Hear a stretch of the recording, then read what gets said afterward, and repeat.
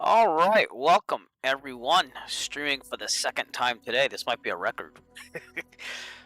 We're continuing on around the USA flights.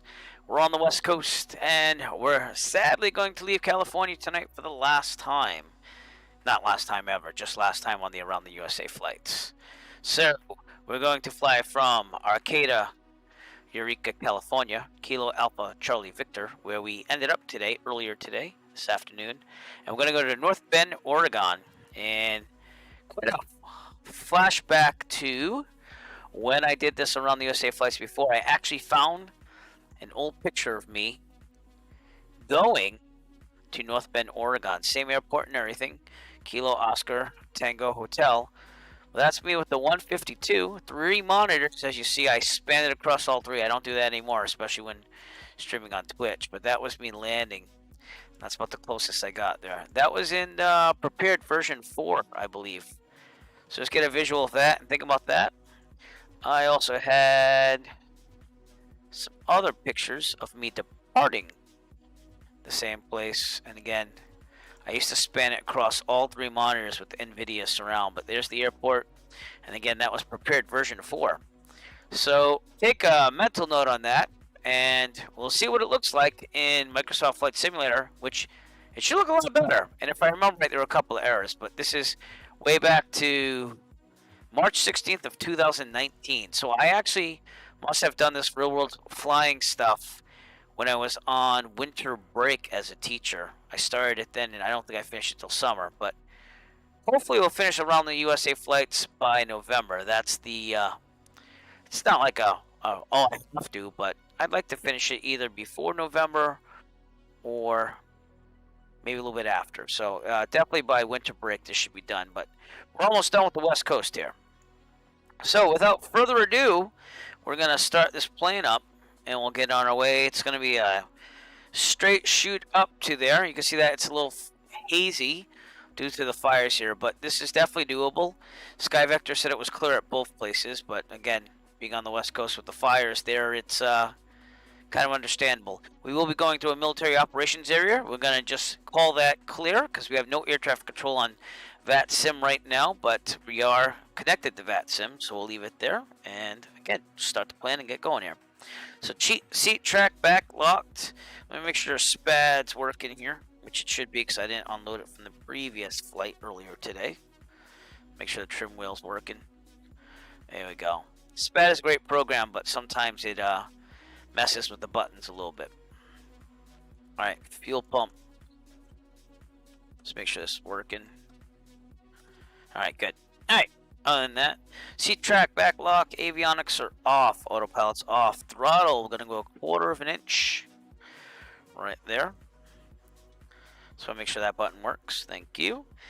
Mixture of full lean, brakes are set, master on, beacon on, auxiliary fuel pump on, full rich. 1, 2, 3, 4, 5, and lean it all the way out. Pump off, clear prop, and we're gonna turn on the ignition while we also increase the mixture. Here we go. And that starts it up right there. Beautiful. All right, oil pressure is in the green. The winds are definitely working for us, though. We, if the winds aloft are correct, that is, it's going to push us at about 120 something knots up there. All right, lights as required, mixture as required. Seatbelts, harnesses, flaps are up, which they are. This is real world weather, by the way. I mean, real world traffic. So if you see a plane, that's probably a plane from the real world. Other than that, it'll be VATSIM. But I didn't see anyone coming in here on VATSIM, so.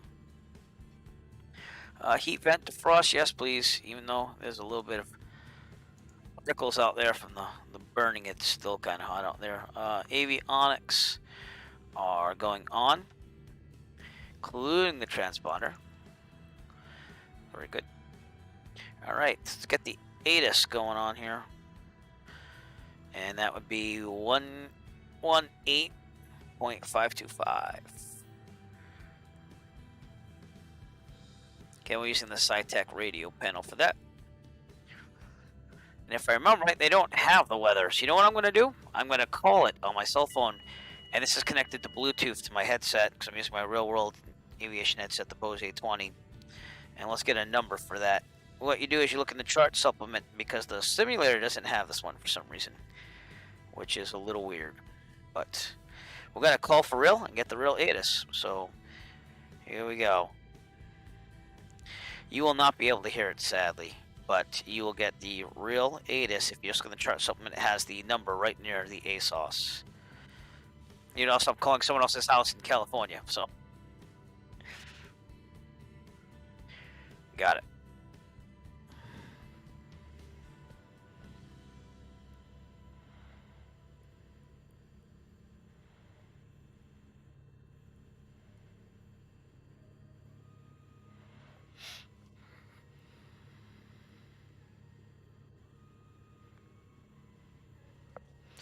.3009er.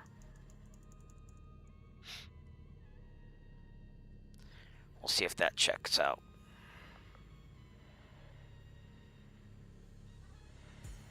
Alright, they're saying 010 at 3. Visibility's 10. It's clear. The altimeter is 3009. Let's look at the airport altitude just to see how accurate it is. It says it's 222. Yeah, it's a little off. It's not that bad, though.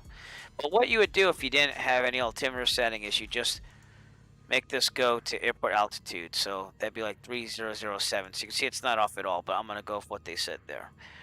All right. Very good. So that's what I do when you don't have weather, because Microsoft Flight Simulator messed up. All right. Altimeter good. Transponder, alt, squawk, ADS-B. Let's turn the lights on now. Landing, taxi. Nav lights will be the ADS-B. That's what we'll say, because that transponder's a little old here. Actually, that is a newer transponder, but I don't think it's ADS out compliant. Could be. Correct me if I'm wrong. Let me know. Radio test. Salt Lake City Center's out there. I don't know if I'll get a hold of them, but we'll see.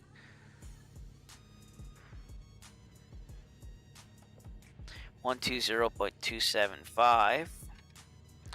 Also get ready for the VATSIM Unicom 122.8. Salt Lake. How come that's not working? Salt Lake City Center, November 489er Echo Foxtrot. Radio check, please.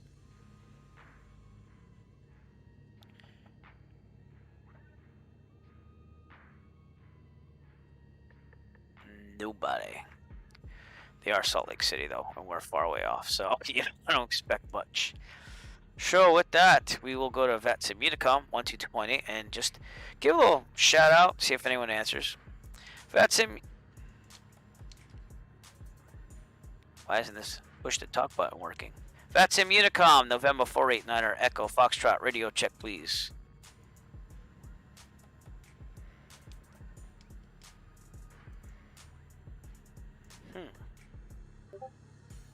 Alright, so we'll test it as we go. Alright, taxi lights require brakes. We'll test on the way out. And they again said 010. So we will do runway 1. Just the shorter runway. Let's see how we're going to get there. We're going to go out of here on the left on the taxiway. So we'll probably go this way on the taxiway. Go left and down, because runway 1's down there. And make our way down there. We just have to find a place to run up. So, all right. Good luck to me. Here we go.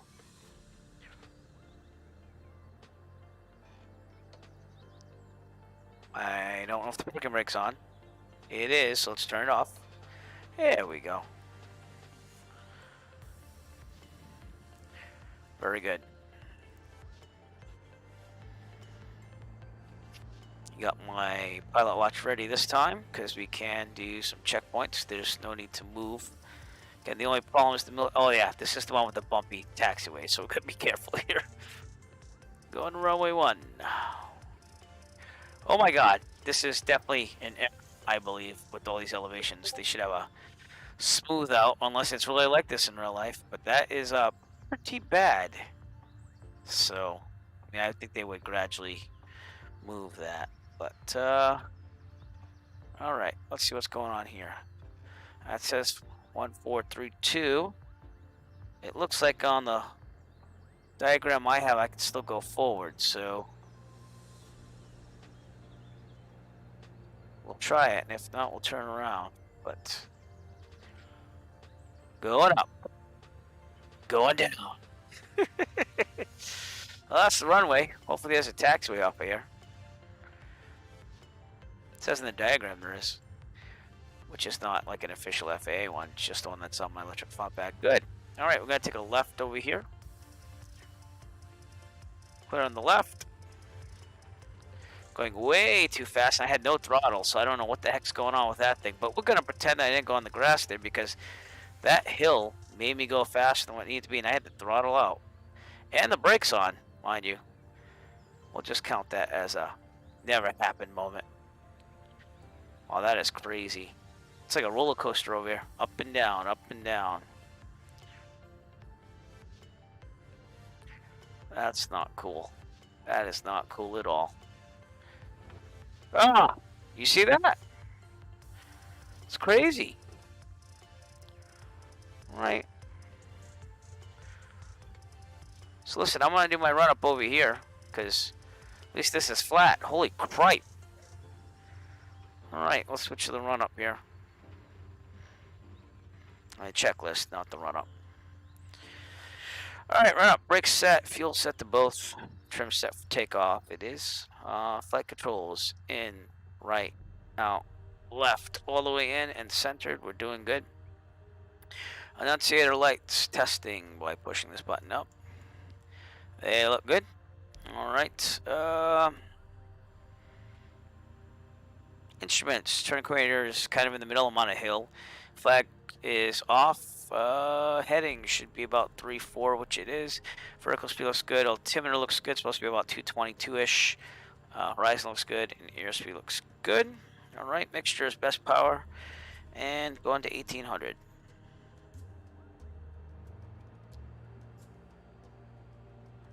Very good. Right magneto. Very good. Back to both. I'm looking at the RPMs here if you're wondering. It can't dip more than 150, I believe, according to the POH. Left. And no more than a 75 RPM difference between both when I did that. Back to both. Very good. Vacuum looks good. Amps, it always is like that. I think it would be charging slightly in the real world, but that's just me. Oil pressure, oil temperatures in the green. Idling, and it should be between 575 and 625.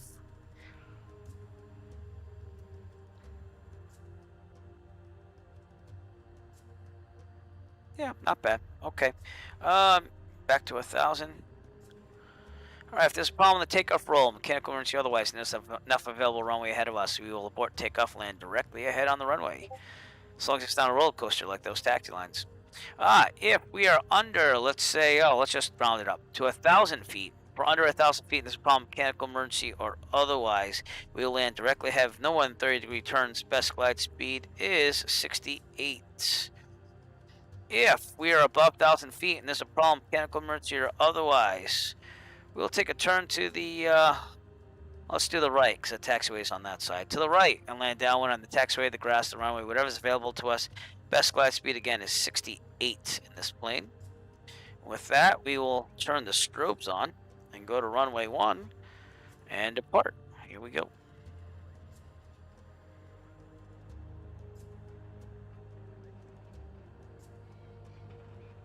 I also want to check something before we depart, because for some reason my push to talk button, it seems like it's working, but I'm not totally sure on that, so no. Alright, let's just double check that that's working.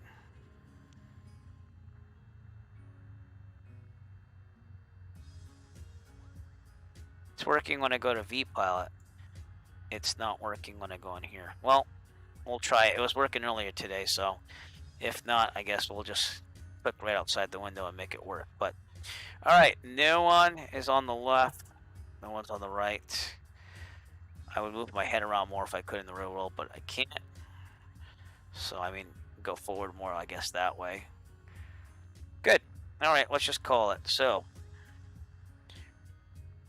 Humboldt County traffic, Cessna Echo Foxtrot departing runway 1, departure to the north, Humboldt County. That actually worked, but now it's stuck. Well, that was weird.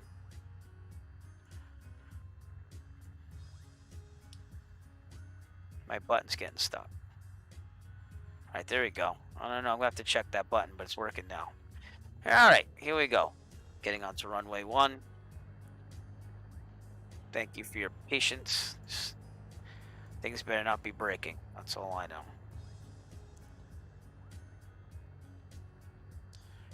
And we did set this flight button an hour and a half behind real time, but it's using real live weather along with live traffic.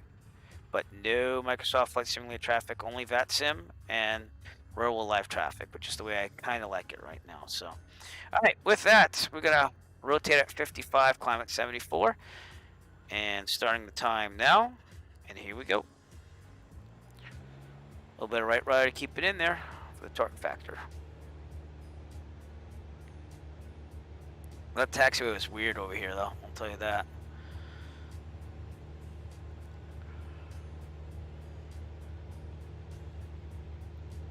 Okay, I'm getting up in the air. This should be fine. Rotate. Beautiful. Keeping that right rudder in there for any type of torque factor that we have left.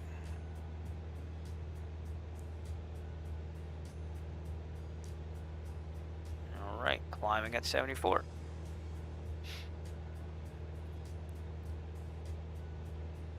A little to the left. A little less right rudder. Things are looking good.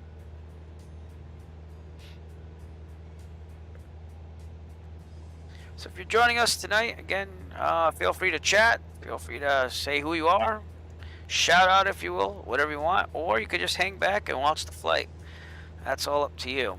So we're going to get to pattern altitude, which is about 1250, 1,250 feet. And then we'll get above these clouds as soon as possible and have a good flight. So, wow, you're back. Everyone, it's Brett from the Virtual USA Flying Club. How's it going?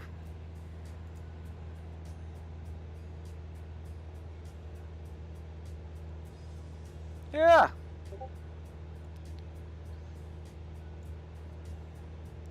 It's okay to be back. It kind of sounds like Jack Nicklaus in The Shining. It's all good. Oh, cool. You should talk to Mike. Does he fly the 145 or the 195? I can't remember. All right, in a minute we're going to turn to the left. Look at all that smoke, though, from the wildfires. Turning to the left right about now. We'll clear on the left. So here we go. And on course. This is one of the easier turnouts here. Magnetic course at 343, which is also what my GPS is saying. So we'll intercept the route and then fly a heading of 343. I'm also going to get the trim up so that I climb at 80 knots here instead of 74. And what that does is it gives you enhanced cooling of the engine and also a better view over the nose for short people like me. So, are you flying on the simulator right now?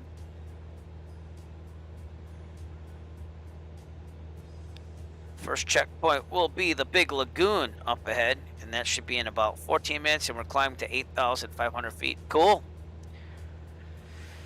Someday I might go back into the jets and stuff. I started there with the virtual airlines and stuff. Heck, I even ran a virtual airline for a little bit, but just never really got back into it when I started my private pilot license up. I just wanted to do what I do in the real world to keep practicing.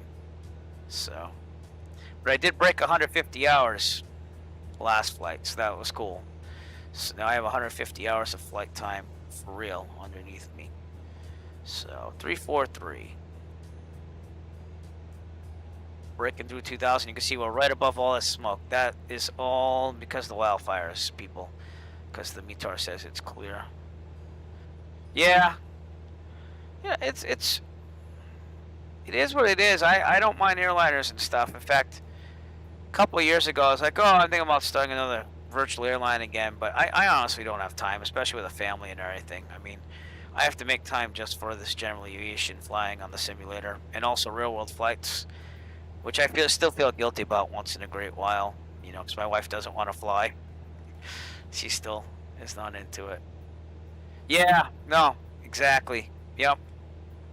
When I started my virtual airline flying, I think we flew the Beechcraft 1900, and I thought that was pretty cool. So around here in New England, we have Cape Air. So when I land at like New Bedford or Town's actually run by Cape Air, so I paid my landing fee to them. But they have the little jets and stuff. It's pretty cool.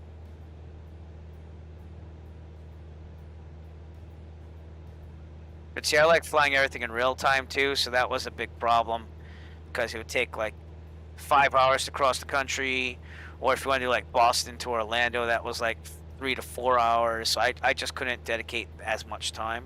Leading out the mixture, or across 3,000. There was really nothing like the Virtual USA Flying Club back then either. So if you wanted GA, you were kind of on your own, you know? Yeah. Yeah. New Bedford's cool. With Cape Air, they fly into Boston, Logan, but they also go to like New Bedford and Nantucket and Martha's Vineyard. I've flown to Worcester where they have like the ERJs and stuff, which is cool for JetBlue. But you go right by the terminal as you go to Retrix, the FBO there, which is really cool. Got this little Cessna 172 or 152 even, and there's a regional jet like to your side. It's all good. All right. Big Lagoon will be coming up straight ahead of us. And again, I said 14, but I think it's going to be a little quicker than that because that includes 9 minutes of climb time to get to 8,500 feet. So. In fact, the Big Lagoon is right there. So as soon as we hit the edge of that, that's our checkpoint. And the more we get over the smoke, the better. There is a TFR to the right of us up ahead because of the fires. Again, they're all over the west coast here, so let me see if I can show you that. But we are flying this route, and you can see there's 2 TFRs. Here's the TFRs from before that I flew past. But we don't have to go anywhere because of these, so that's the good news. Not bad news at all. And we are coming up on the Big Lagoon, which is big and a lagoon, so you can see why they named it that. It's also a camp, according to the sectional, right on the edge there. So that's pretty cool.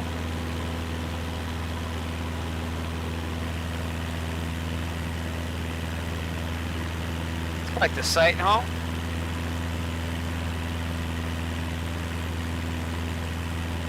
Gotta get above all this smoke here to have a good steady flight. Ground speed is 89 knots, but again, we're climbing, so we're gonna have to wait a little bit. And I'm getting back on track here. What's your home airport, Brett, again? I think you told me one time. I just forgot.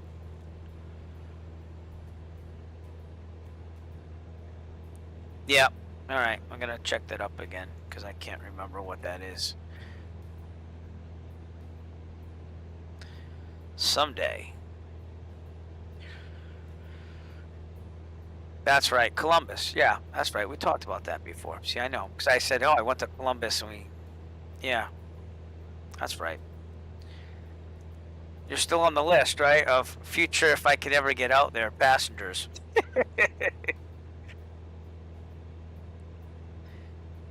Alright, we're coming up on the Big Lagoon. I'm going to call it 9 minutes. Yep. If I ever own my own plane and fuel is at a little bit of a low, you might just get that wish. But I also have to see if that'd be okay to spend all those hours without the family. So, but I'm willing if I can make it happen. Let's put it that way. So.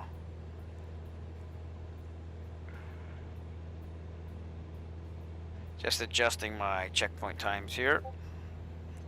We're a little faster than what I anticipated, but that's usually always the case, and then it kind of works out as you go. So next checkpoint should be Orick, O-R-I-C-K, which is a little town on the right. And that shouldn't be that long, actually. That should only take me about 3 minutes. But again, it all depends on what's going on with the winds aloft and everything as we go along here. So, yeah, that's, you know, again, She doesn't want to fly with me still, won't let me take the kids, which I'm not going to get down about anymore, but I do feel guilty when I take flights sometimes. So, because it does take a couple hours, obviously.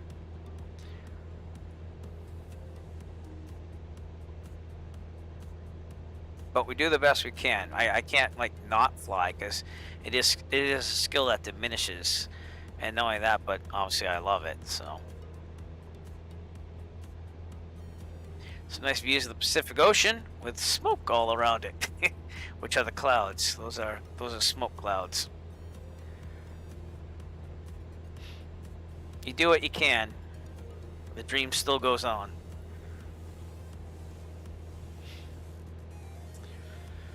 All right, I'm just gonna double check on VAT-tastic here, but I believe we are on our own, which we are on VAT-tastic. They're not showing anything for VAT Simulator Traffic Control, and that's our destination, North Bend Municipal, which is again in Oregon. I have to say Oregon because it's not Oregon, which is how most people pronounce it where I'm from. I remember that because when I was in high school, I met some people from what I thought was Oregon, and they corrected me every time. They went, "It's Oregon." So there on out, I will always call it Oregon. Climbing through 6,000, we're going to lean off the mixture a little bit more. And Oric will be off to our right. I don't know if we'll see it through the smoke, though. That's the only thing. But we will look over there in a second and see if we can find it. Yeah, I don't think we're going to see it through that. But the good news is, you see these ponds right here? That's like a secondary one. Oric is right past the second pond up here, so we'll use that for a checkpoint, which is why, again, it's important to choose checkpoints wisely so that if you think there's going to be a problem, you have a secondary visual to look at. So, and actually, it's this pond right here. Once we get to the edge of that, that'll be right around Oric, which is right out here.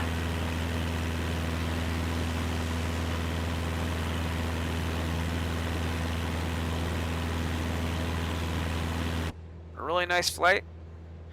Just the smoke, and it should clear up according to the METAR reports by the time we get to North Bend. If not, I'm going to have to find a hole to go through to get down there, so. Might be interesting. We will have to see.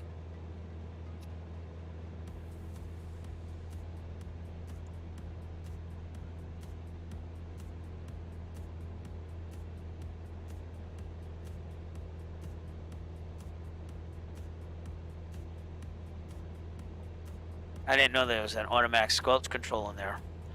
Do you push for that in the real world or not? Or is it even there in the real world? I would think that it's there. You just got to push it. So I haven't flown the 172 with the Garmin in it in a long time. The 172P we have has like a Garmin 200 series. So I don't even use it, honestly. I just use my electronic flight bag. But this is the 530. So we do have this in the 172M and N because those are instrument rated. I don't think the 172P is instrument rated, so I'm gonna have to get used to the M and the N again, because if I do instrument training, we'll be doing it in them. And I think I'm supposed to take up the 172N this Saturday, if weather permitting. I haven't even checked the weather, but we'll have to see. Now, see, I want to see the weather now, so all right. See what's going on. And mind you, this is just the regular weather forecast, so I can see a little glimpse of what's going on. It's definitely getting colder out here in the Northeast. And it's saying, daily forecast, next 10 days, Saturday. Again, just the regular forecast, not the aviation one. Partly cloudy. Sunshine and clouds mix. So there's a possibility. Wind southwest at 10 to 15 miles per hour. It's going to be a little pushing, but you know. We'll take a look at it as we get closer. The nighttime is actually a lot better to fly in recently. And unfortunately, I have to wait for the sun to go down a little bit more. I do want to get some night landings in, but the sun's setting around, I'd say, about 7 o'clock right now, Eastern time. So I don't want to be... You have to wait an hour after sunset to count them as night landings for night currency. So I'm not going to be out there till 10 o'clock at night right now when I have... school the next day, but maybe we can do one because I know my friends wanted to fly a night flight, and I haven't done that in a while. In fact, the last time I was current for nighttime taking of passengers was January when I got my 3 full stop landings in, so I would definitely have to do that before taking anybody. But we are getting up there. We're at 8,000 feet almost. I want to lean it out just a little bit more. We go. And there's not really much to see. Sorry, it's just a lot of smoke, mountains, and water. But Oric was about 14, I'm going to say 13 minutes. So we're going to add a minute. And again, that's because we're still climbing. So it kind of works its way out as we go along. But it will line up eventually. It's not that off. It's off by like a minute.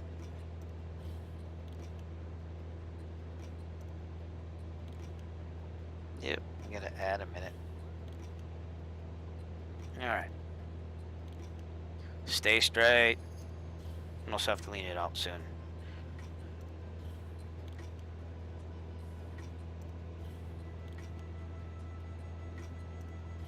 Okay, 56. How are we doing? Doing okay. Getting up to altitude. Hour 3.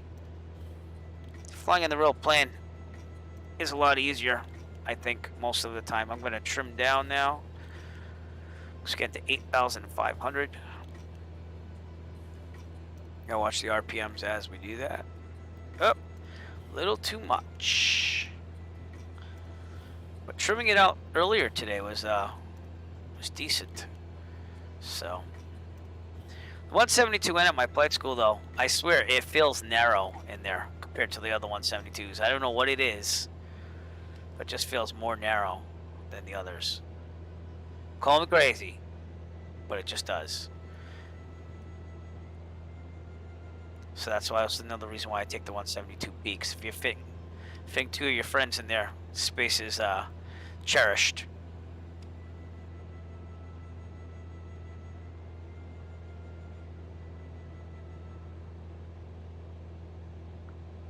Alright, let's go drop it a little bit. And we should be right on track. The next checkpoint, by the way, is Klamath Glen, which is another town to the right. And I could have sworn that this was a checkpoint last time I did these flights around the United States. And early in the stream, I actually shared a picture from 2019 when I actually flew this in prepared version 4. So we're going to kind of compare it to where we're going. So yeah, it really depends on how much you fly, because I'm slowly saving up for an aircraft, but it's really just holding on to money and earning interest on it. But I budget everything, and I make all my flying money on YouTube with my other YouTube channel. The flying one does not pay anything, and it was more of a documenting thing for me anyways. But it really depends on how much you fly.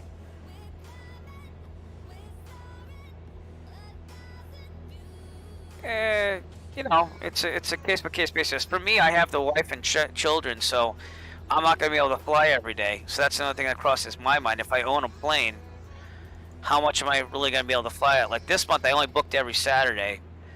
Usually, I like booking twice a week, and then I end up canceling one if it conflicts with the schedule, or let's say like something pops up with the kids and wife. So, on a good month, I fly about 4 to 5 times.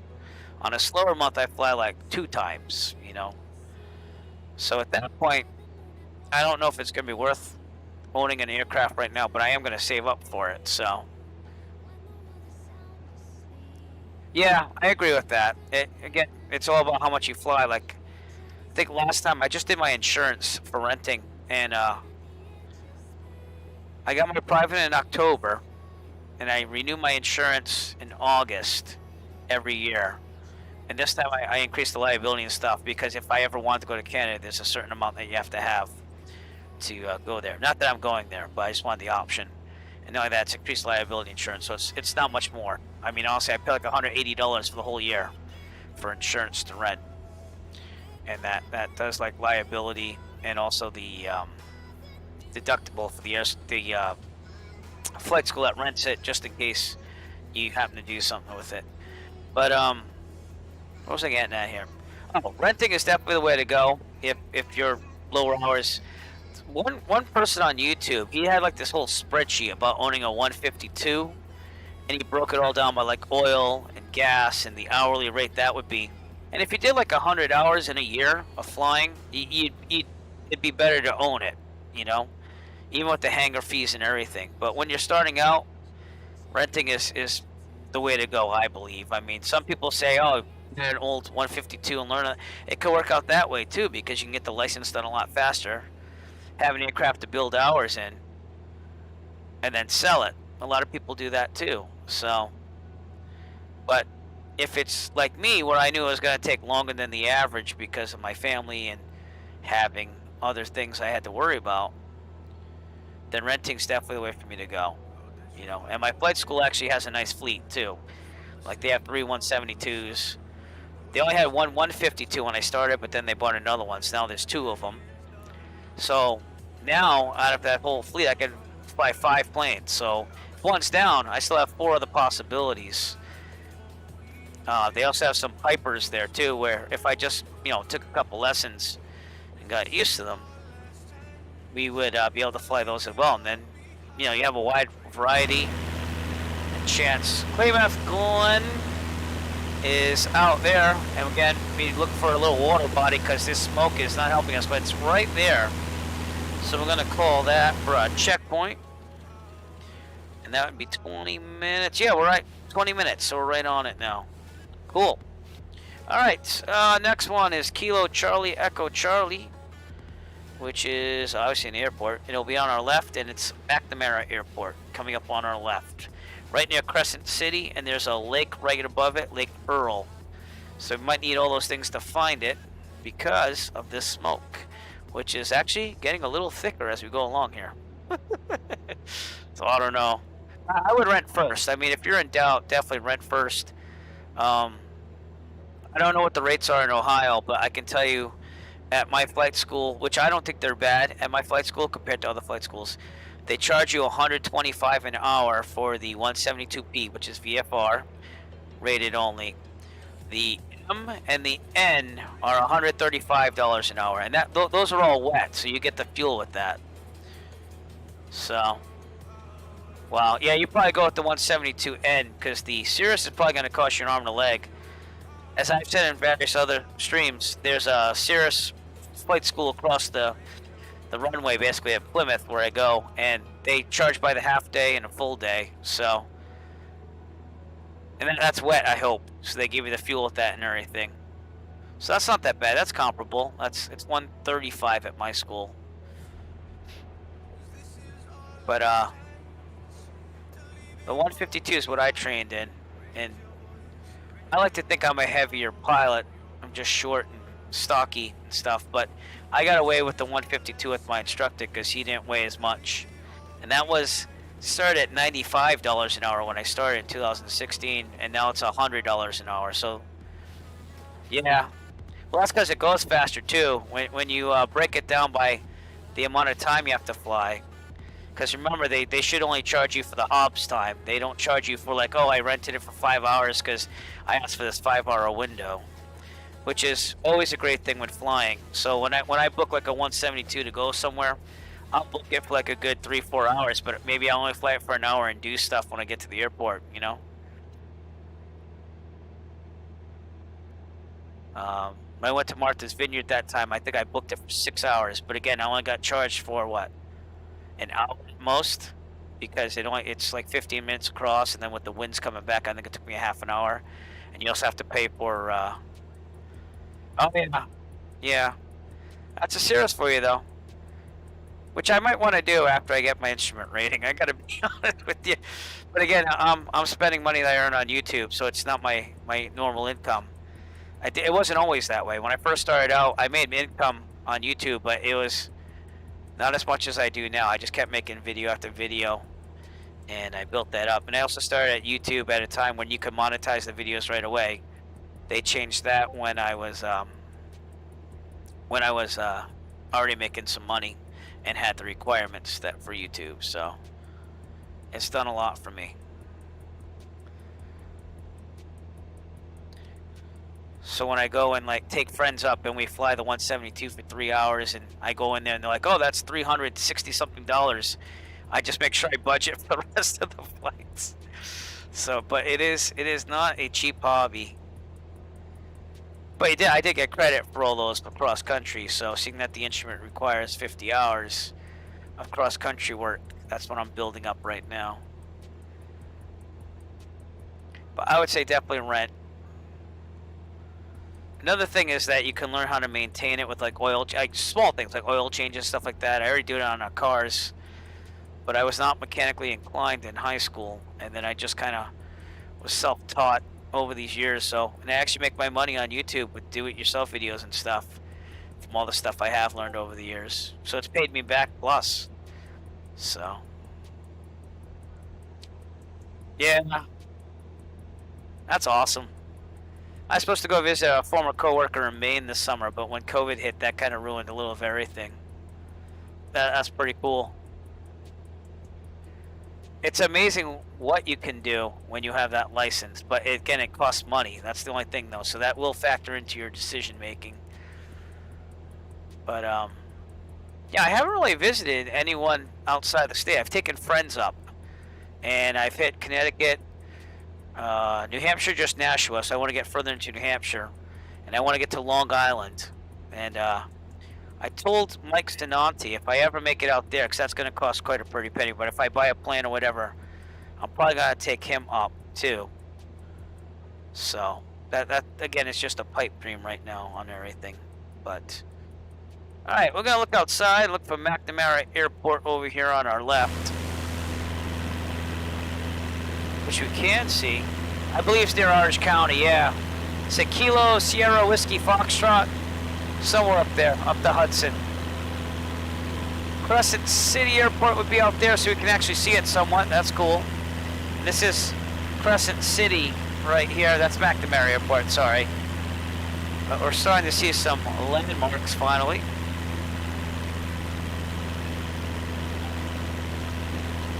And the sun is still up high, so don't think this is going to be an evening flight at all, but the sun might be getting a little low as we get up there. But yeah, in some ways I think that, you know, it'd be nice to take him up too, because one, he's had that problem with trying to get a flight, which he finally did for September, but two, because he did give us the outlet of the Virtual USA Flying Club, so I'd like to pay him back a little bit. So just say, hey, let's go up for a flight or something. But again, probably have to be post-COVID anyways, because right now as a private pilot, you go somewhere, there's not much to do. Martha's Vineyard and Provincetown are probably the best things with the e-bike. So, because at least then you can ride around. Had the mask on the whole time, but you can ride around and see things still. So that's McNamara Airport down there, which is going to be our next checkpoint. I said that it would take 27 minutes, and we're right about there. So I'm going to call it 28 though, because we're kind of in between. So I'm going to add a minute to all my times, but that's what you do to make sure that you're on track still.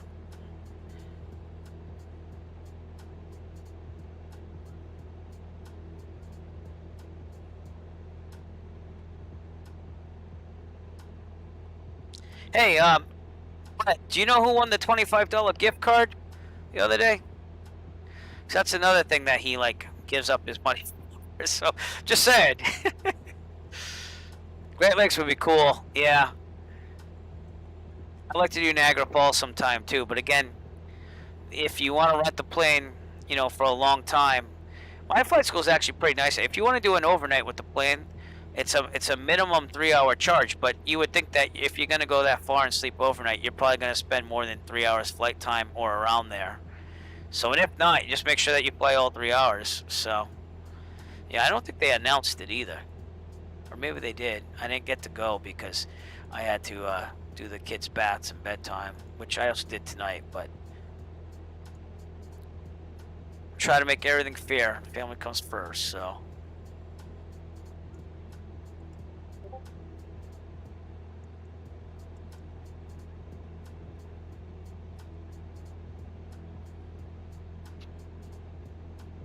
Yeah. That's right. Hey, I used to play hockey in high school. That used to be my sport of choice, believe it or not. I was the world's shortest hockey player. All right, we're passing Lake Earl below, which should be over here, if you can see it through the smoke.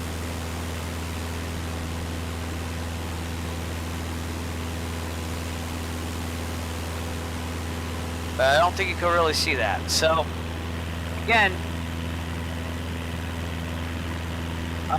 that's Ducks.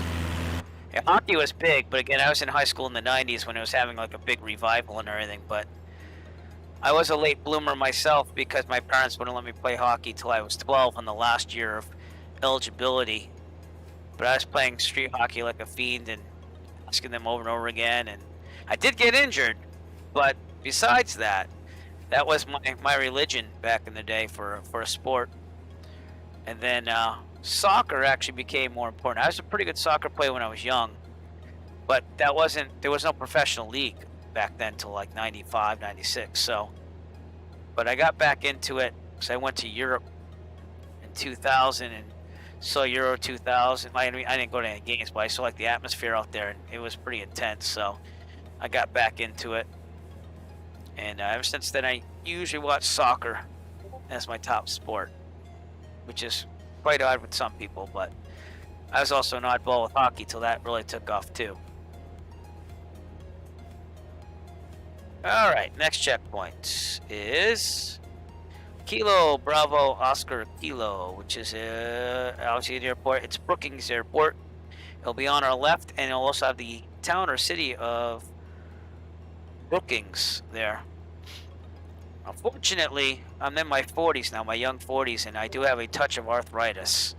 So I would not know if I would ever put the skates on. It's not like a constant thing or anything, but like I was jogging and losing weight, and then like that started acting up. So now I do a lot of cycling, and that's why I got the e-bike. It's not just for flying, but I actually like ride it every other day at least. And I did a challenge this month. We had to do 100 miles. I'm already above that. I got that done within 14 days. But we raised money for children's cancer, which was cool. Raised about $600.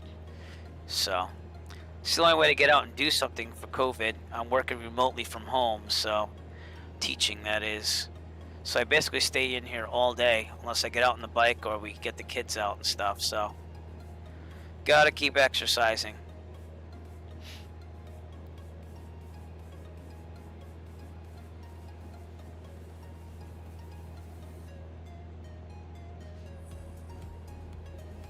But I do like biking a lot, so.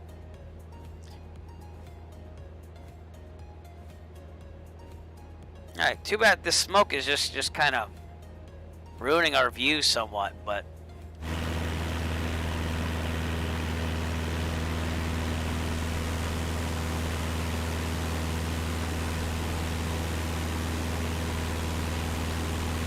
I'll give you whatever view I can. Again, that smoke is definitely messing with the West Coast here, so.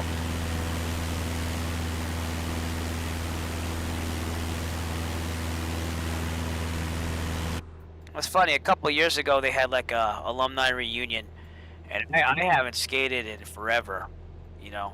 I mean, I got injured. I had to sit out my junior year, and then senior year I actually got cut. So, but I did play. It was my religion. It's just I didn't have a very good coach that was very understanding either, because they wouldn't let me on the ice with my broken arm, which was from hockey. I did it twice, actually. I broke it really bad, dislocated my wrist and that, and then metal plate in there and everything. I had to sit out junior year. Went back that summer for the high school summer league, and I fractured it in the same place again. So it was what it was. I tried my best. And then I did track after that, and I was the fastest weight person runner for track. And one time we actually got to run the relay too, because they ran out of runners for some weird reason, so they made the weight team run, and that was cool. So, but I didn't let it get me down, you know? Yeah. And it was weird because I broke my arm. I just had a body check and I had my arm in between me and that other guy, and he just got at the right angle with enough force, and that was all it took. So, but it is what it is, and life goes on. I didn't think I'd ever be able to do the private pilot, to be honest, but when YouTube started giving me some money, and I was like, well, I can do this now, you know. It did take some sacrifice still, but we made it happen, and I'm proud. Even though my wife was totally against it at first, she's accepted the idea. I don't think I gave her a choice, honestly, but this was way before her. I've wanted to do the private pilot thing since I was 18. And my mother, who's not with us anymore, but my mother was not approving of it either since JFK Jr. So, but it is what it is. I've flown to Martha's Vineyard a couple times, so I've made it in good conditions with proper decision making compared to JFK Jr. So, and there's been tons of YouTube videos on that. So, is it M0? M0 has a whole breakdown of the JFK thing, so. But even to this day, like, people like, you fly a plane, you're not, like, they don't get it. And they also don't understand that statistically, flying a plane is safer than driving a car. So I find it a little ironic that I can be trusted to drive kids in a car, but I can't, like, take my 7-year-old up in a plane, even just for the traffic pattern or something like that. But, like I said, gotta have some respect, give a little time. I told him when he's 18, make his own decisions. We did get up in a Piper, I think it was an Archer, at the air show at Plymouth Airport in 2018, but it's one of the flight school instructors flying it with me and him in the back, so he got to go up and get a taste of it. And they actually had the 152 that I fly. Yeah, you just gotta be patient. I mean, I can't push on anything, When I went out for my first flight as a private pilot, he was pretty upset, and my wife was pretty upset that I was like, come on, he should be able to go, we could do this, blah, blah, blah. But I'm trying to get her in the plane now. I'm trying to get her just to take a ride, even if she doesn't do it again. Just go up in the pattern, see how it goes. And then from there, I was thinking maybe New Hampshire in the fall, but we'll have to see. I can't really plan anything with her. My in-laws are very disapproving of flying. They call it unsafe, even to my kids. And she would have to kind of have a way of getting around that, if you know what I mean. So, all right, Brookings should be off to our left. We'll take a look outside, but it should be over here where all that smoke is. So we'll see.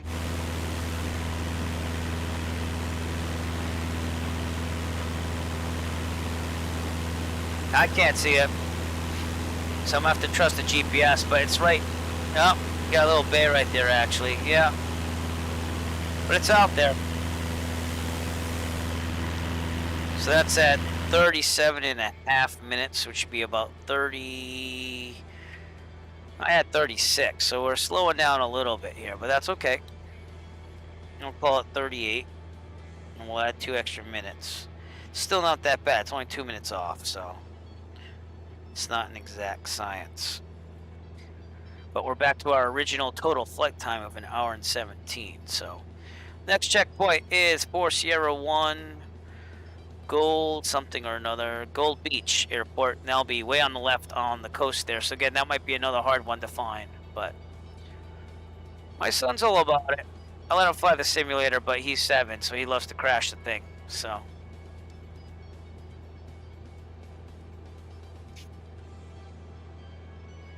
but like I said, he got to sit in the 152 I trained in because they had that with the doors off at the flight school for people to mess with. And of course, I didn't have my license yet, so I was like, oh man, please don't mess up the plane. I didn't need that.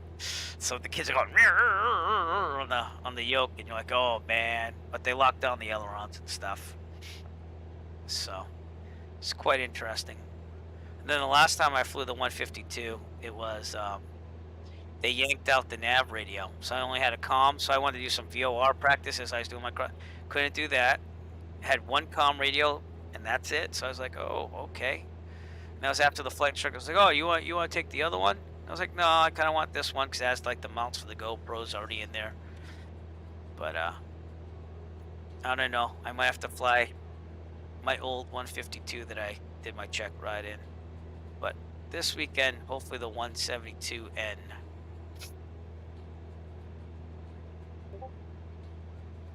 Which again is a little bit more because it's VFR rated, instrument rated. I mean instrument rated. Hello.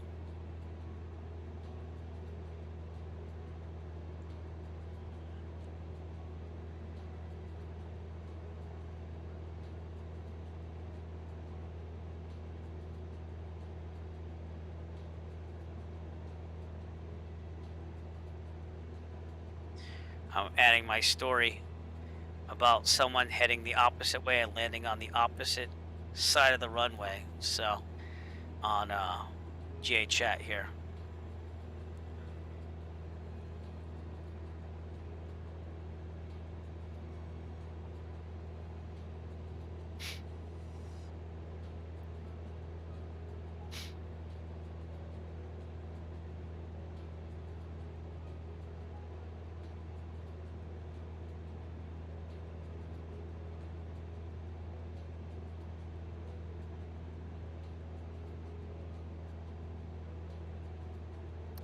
But yeah, the guess one of our members, he was practicing. He had a serious guy practicing instrument approaches in the opposite direction of the pattern when he was taking off twice. Huh? That's even worse. Me, I was flying back from Martha's Vineyard and the wind's favored 2-4 at Plymouth. This is real life.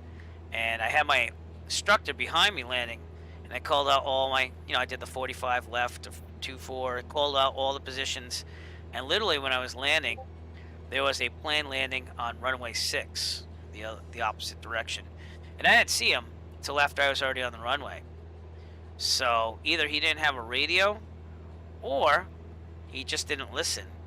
But he should have known what the prevailing winds were at Plymouth to get an idea of what to expect. Like you could land on runway 6, but you need to make sure that 2-4 is clear if you're going to do that. And even then, why would you do that? Just go with the prevailing wind, I mean, he must have had one hell of a tailwind, but he deviated to the right.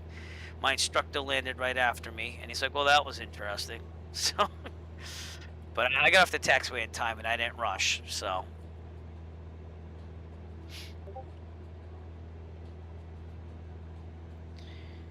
But always vigilant. Always vigilant. So it's the reason why I bought an ADS-B receiver that hooks up to this tablet when I fly in real life. Just to have an extra, don't trust it. Don't just look at the screen, but look at it occasionally and see what's around you, Best way is looking outside the plane, looking for traffic. You see that I kind of move this around sometimes. That's just a habit to see what's around me, so. But, obviously in the flight simulator we're a little bit more limited, to our view outside the plane, and this fantastic's not showing any traffic around me right now. I'm kind of halfway there almost, so we're definitely getting there.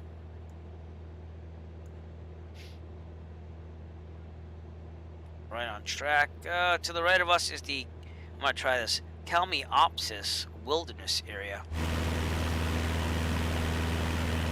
with peaks up to 4,000 feet. Get tons of smoke. And then up ahead on the left over here should be Gold Beach Airport.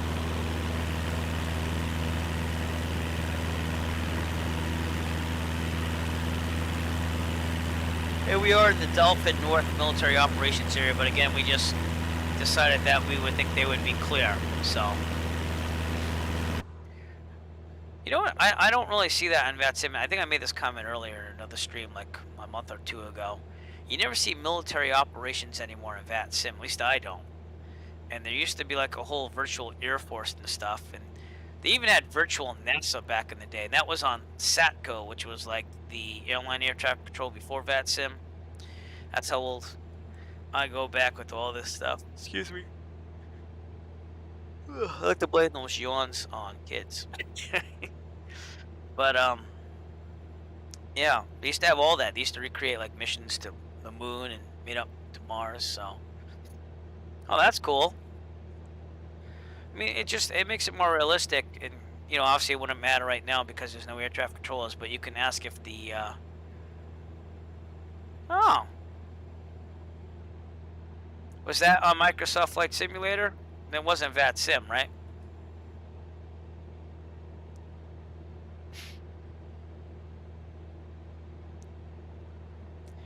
Oh, really? Interesting.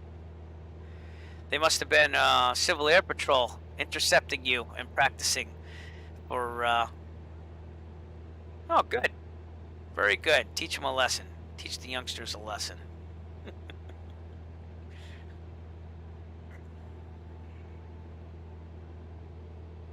Could be like Civil Air Patrol where you're the bad guy while the Air Force intercepts you. So you must have been the Civil Air Patrol and they practiced intercepting you because you were in quasi-restricted airspace.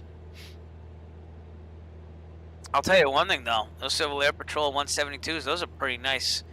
They got like the S's and the R's. I think I stepped into an R at the air show that year, and they were pretty high in the technology and pretty nice. So I guess when the government subsidizes, or I think the government even just buys the planes out, they are pretty nice. And then on tradeaplane.com, they had a couple of old Civil Air Patrol 172s for sale. So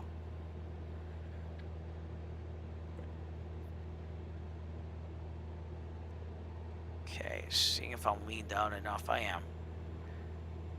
Alright, I should go a little rich actually. Right about there. Alright.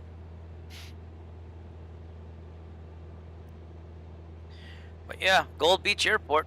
Sorry about the smoke. Should be out there. Do you notice that all my checkpoints have basically been filled with smoke? Good deal.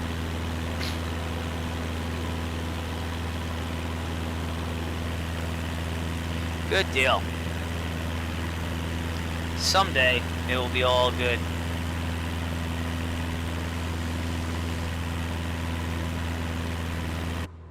Someday.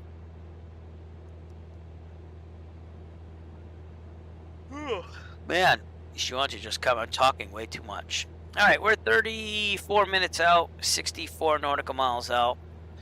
And so we're getting there, you know.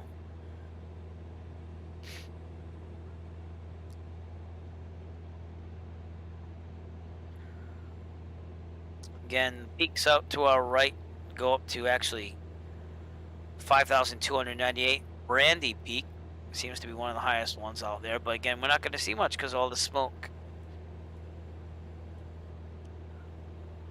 I think I joined NASA. That was the name of the NASA group there. I think I joined them, but I never really did much because they were really professional. They made you work up the ranks to get to different things. We're getting some updrafts here.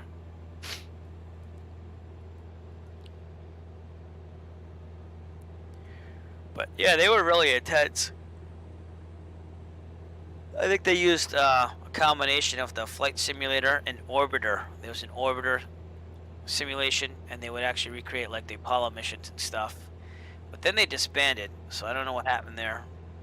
But it was those are the golden years, I think, of virtual airlines and stuff. The late '90s, early 2000s, because I don't know. I just never really went back to it after. I was obviously a kid in my 20s trying to make it in a rock band, so that kind of I had to make a decision between flying those hours or really trying for the rock band. So I did the rock band, and then you know, we had a good run.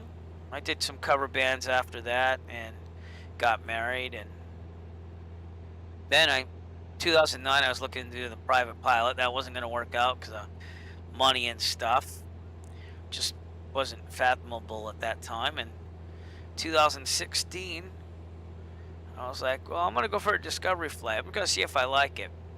That was really more of a, I'm going to go fly in that plane and say I really like it, and then we're going to start lessons. That's what that was. So, and again, I was making some money on YouTube. I started making money on YouTube in 2014. So, but again, it was a different time even then for YouTube because you could make money right away.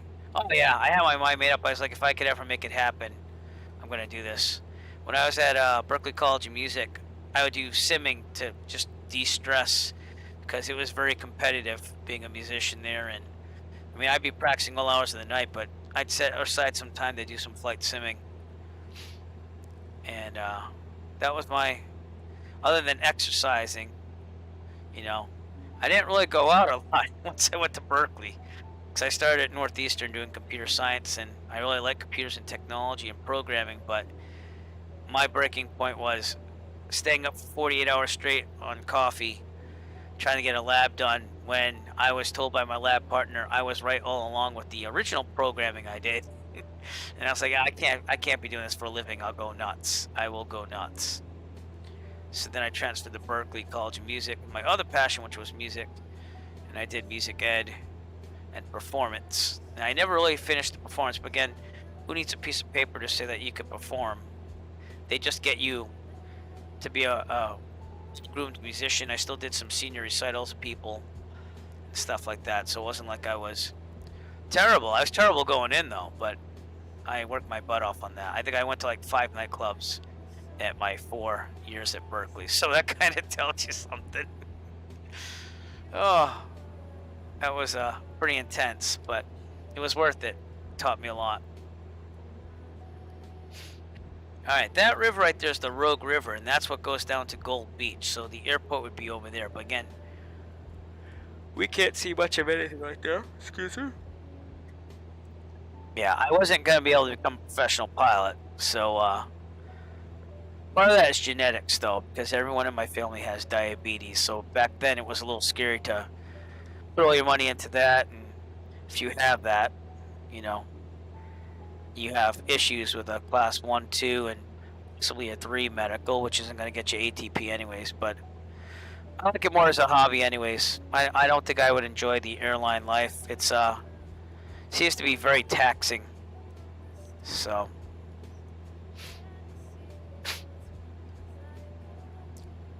I mean, I think it'd be exciting, no doubt, but it's got to be taxing on you when you're not getting paid at a layover at an airport. You only get paid for like flight time with some airlines and this and that. And you know, if you're the rookie, obviously you got to work your way up. So I mean, there are some regional pilots probably still today. I don't know about today, but a couple of years back they were on food stamps. You know, so, and I see the flight instructors that are trying to make it, like busting their butts doing CFI duties and trying to make somewhere. I heard the good jobs are like FedEx and like NetJets, but NetJets you need like a lot of hours looking for the experienced people. But again, you're on call at those jobs and stuff with NetJets and stuff like that. And it seems like a lot of the private pilots like that they're making the money right now. A lot of airline pilots are going out for those jobs because they get furloughed, and then they're looking to like do the private planes because it just seems those are picking up because the richer people are taking their own jets instead of going first class because of the COVID. So that's what I read, at least. I can't say if that's really the truth, but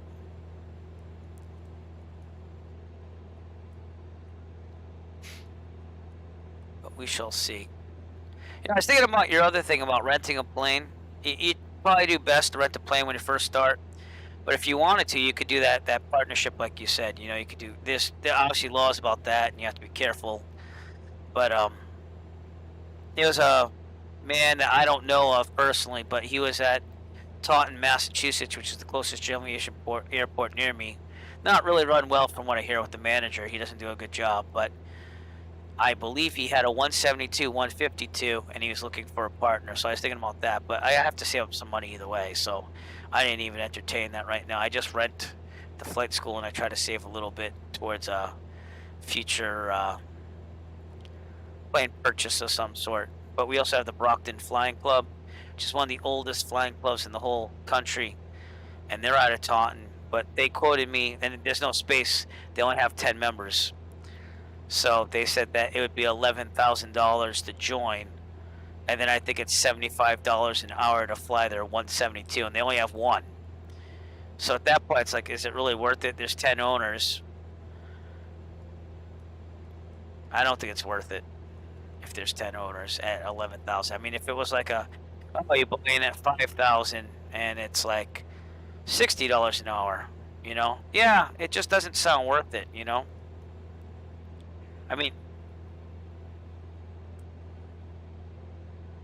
to disclose everything, like I keep track of everything, all expenses from my like beginnings up to now, and I'm in the 20 something $1,000 range. But again, it's all paid off with the YouTube income I've made, plus I'm ahead about 1,000.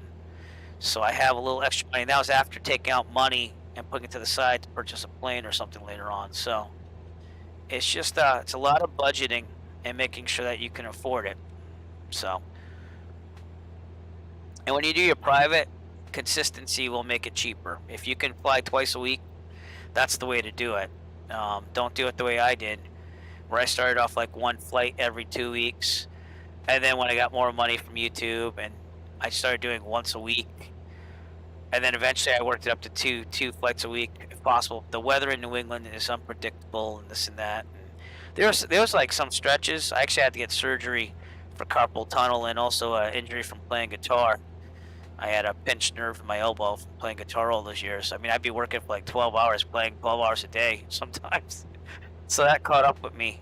But there'd be like I'd have to have a whole month off because of weather on training. I think that happened like twice during my training. It was crazy. And the surgery, you know, I needed it done. I was losing muscle in my hand from it. But that made me sit out about a good month and a half or so. Well, I got enough strength in my left hand back, which, you know, it feels great now. I made the right decision. And I got my guitar playing ability back, which was good. I'm about 99% of what I used to be. So I can't complain with that. But it was worth it. All right. 56. And we're looking for the ranch southwest of ours, which is a town on the upper right there. So we'll see if we get there. I think we're going to be a little bit behind there. I think my ground speed's 122, but it's just a tad slower than what was calculated with the winds aloft forecast. So regardless, I'm a little nervous because we're getting closer, and I got to find a hole to get out there, and you can't dive down now because we got all these mountains. So if I'm going to deviate, I'm going to look at abandoned state south of that, which will be along the coast here. But again, that's going to be socked in too. So if I really have to, there's also Florence north of the airport, but we'll see. It's supposed to be clear according to Sky Vector. Last time I checked, we're getting some turbulence here. Yeah, it says clear. 10 square miles. It's not supposed to become scattered at 5,000 until like right now, so and even then, you should be able to get that. But this is scaring me a little bit, so we'll have to see.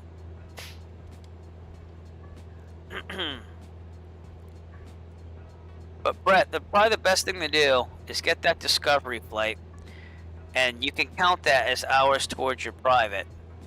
I think I flew for 0.8 hours on my discovery flight. Make sure to bring a passport or something proving you're an American citizen. And just go up and have fun with it, you know. You'll know right away if you want to do it or not.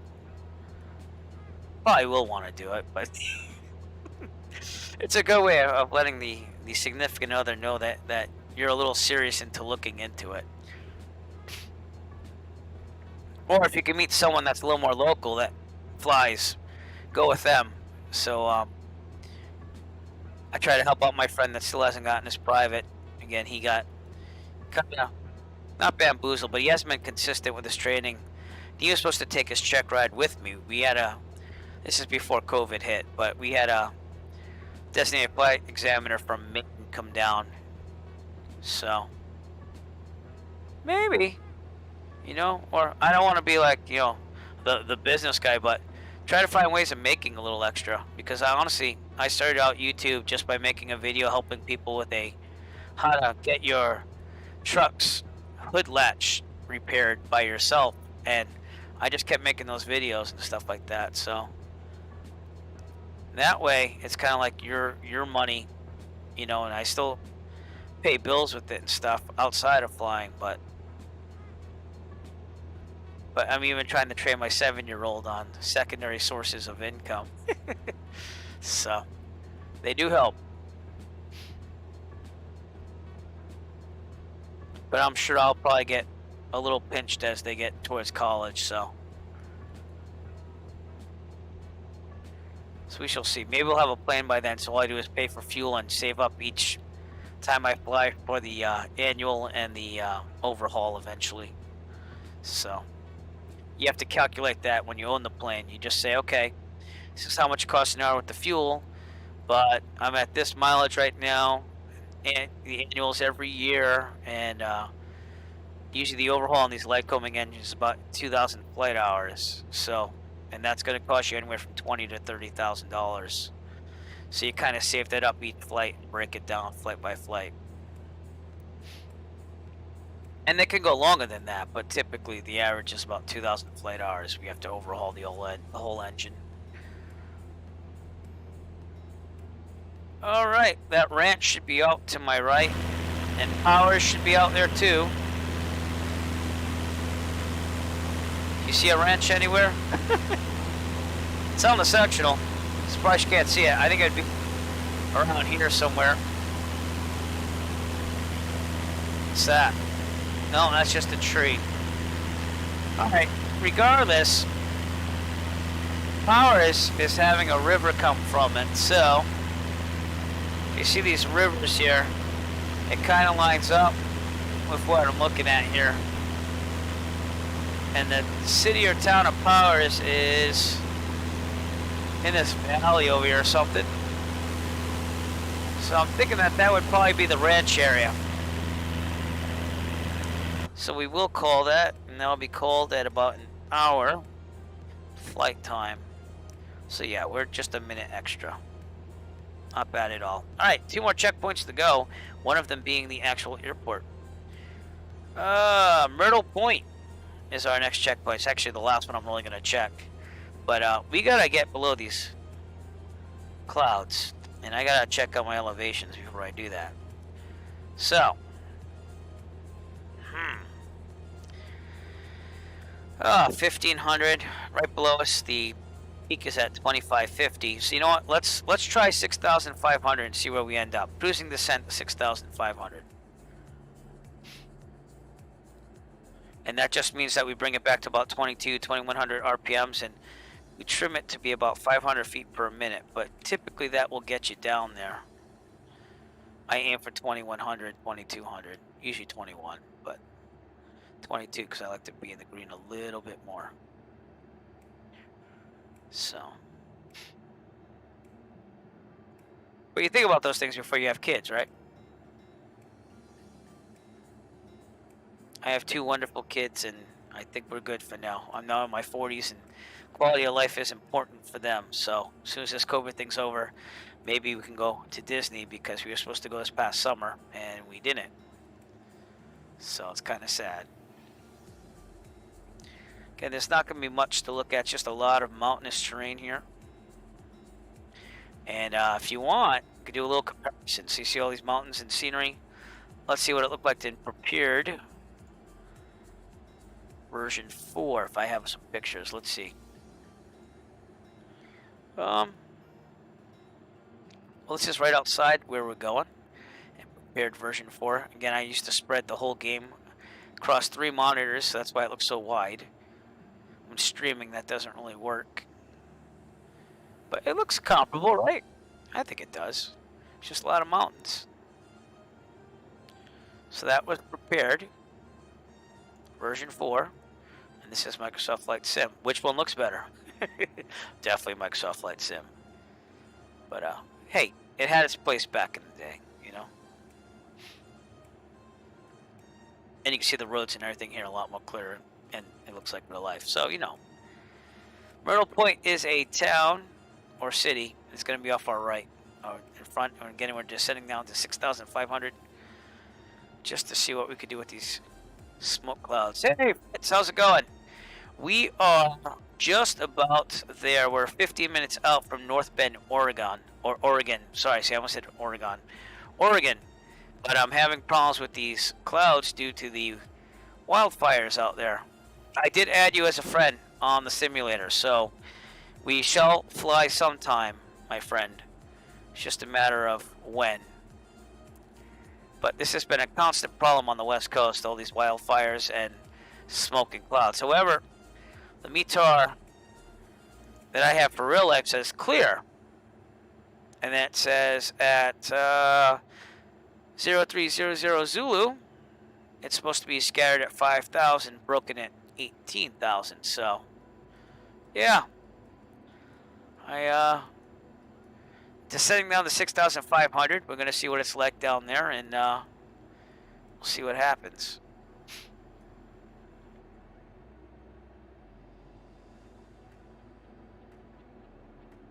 So we'll have to see.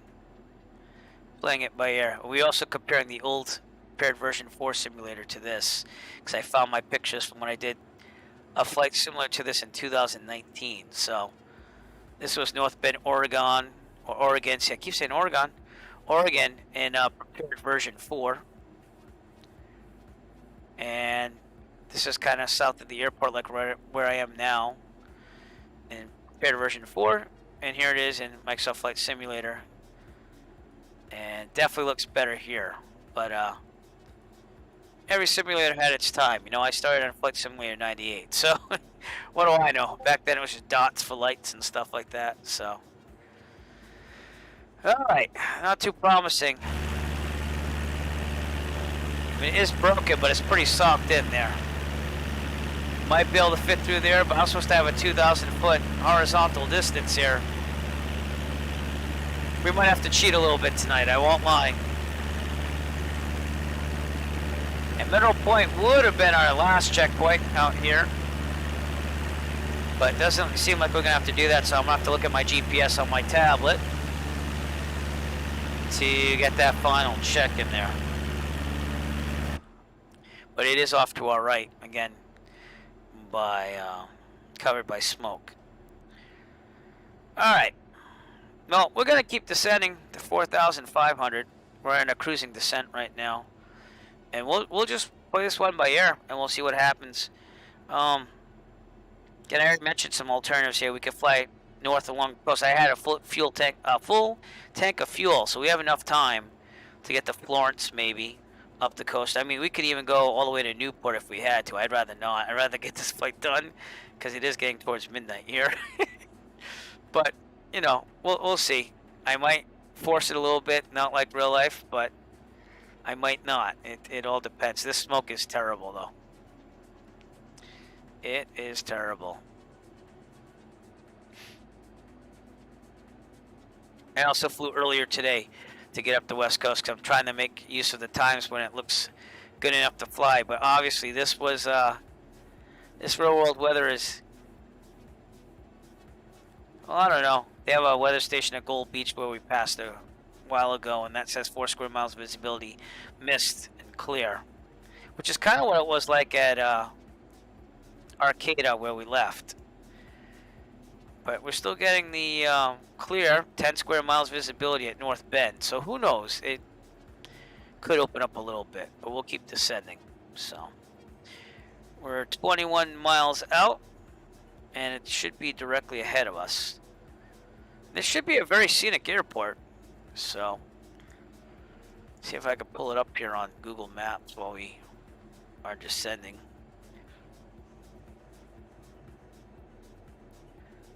But I did land here before on my Around the USA flights way back in 2019. So I guess that's 2019, 2020 is the last time I did this flight, which is last year. But here is North Bend. Again, it's very scenic. It's right on the river there and everything. So, we'll have to see what goes on. The GA traffic seems to have this apron over here, so we'll try to remember that as well, which is another reason why I like looking at Google Maps. But we gotta find that hole to get through. Maybe we can get underneath here. Let me look at my elevation again.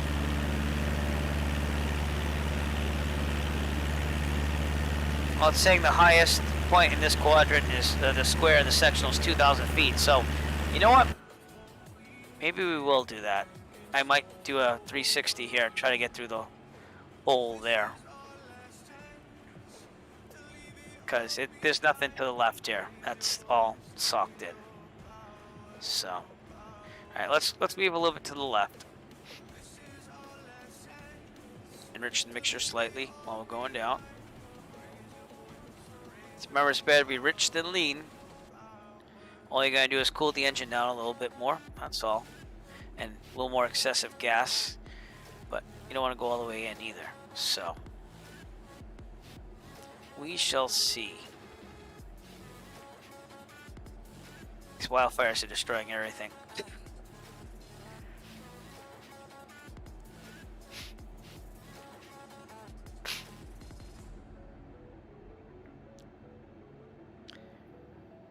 The winds were going to work for us and everything. It's just, I didn't think it'd be this bad with the wildfires. I thought it'd be, you know, cloudy, but not that cloudy. All right.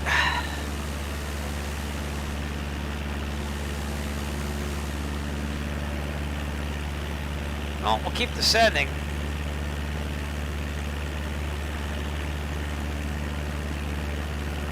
But it's not looking good right now.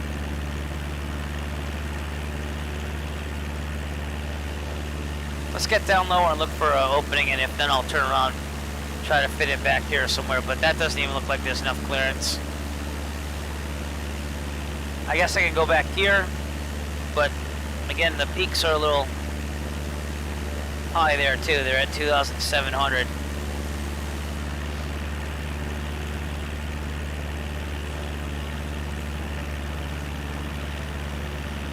I don't know. Let's get low and let's see what we can do.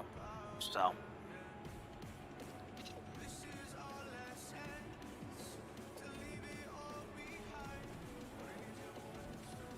again, real world, I'd probably turn it back and go somewhere else, but this is the simulator, so we're just gonna try to get down there.